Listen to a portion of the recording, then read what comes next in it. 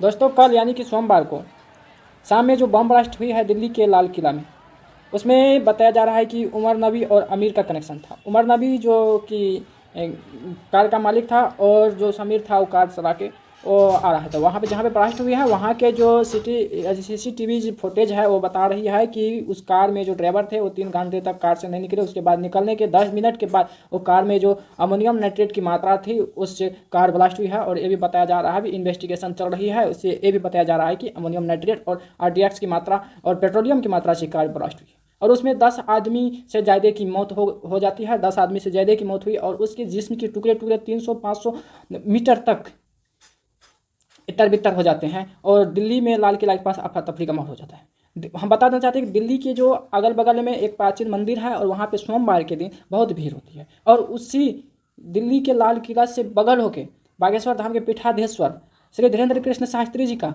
काफिला यानी कि पद यात्रा चल रहा था। पद यात्रा समाप्त हो गया था और उसी होकर कल पद यात्रा हुआ था। और जो जानकारी मिली है कि डॉक्टर आदिल अहमद जो था 360 kg आरडीएक्स और असॉल्ट राइफल के साथ गिरफ्तार हुआ है। आरडीएक्स 360 और बहुत ज़्यादा हो रहा है, उसमें आरडीएक्स के साथ साथ और कुछ मिला के हो गया होगा 360 kg के आसपास लगभग बताया जा रहा है, इन्वेस्टिगेशन के तौर पे बताया जा रहा है। उसके बाद अहमद मोउद्दीन सैयद घातक रिसिल जहर के साथ पकड़ा गया है। अब रिसिल जहर क्या है उस पर हमको उतना जानकारी नहीं है, लेकिन जो सूत्रों के हिसाब से पता चला है वो बात हम बता रहे हैं आप लोग को। उसके बाद डॉक्टर मुसमिर सलीक 360 kg आरडीएक्स और असैल राइफल के साथ ये भी गिरफ्तार हुई है। उसमें सबसे ज़्यादा कनेक्शन उमर नबी और अमीर का कनेक्शन बताया जा रहा है। आप सोच सकते हैं इन लोगों की मानसिकता और इन लोगों की मानसा सोच सकते हैं बम ब्लास्ट के पीछे का कारण क्या है। हम आप लोग को बताएंगे। और इतना जानकारी अभी मिली है और इसकी इन्वेस्टिगेशन चल रही है, जिसमें 4 आतंकवादियों को गिरफ्तार कर लिया गया है।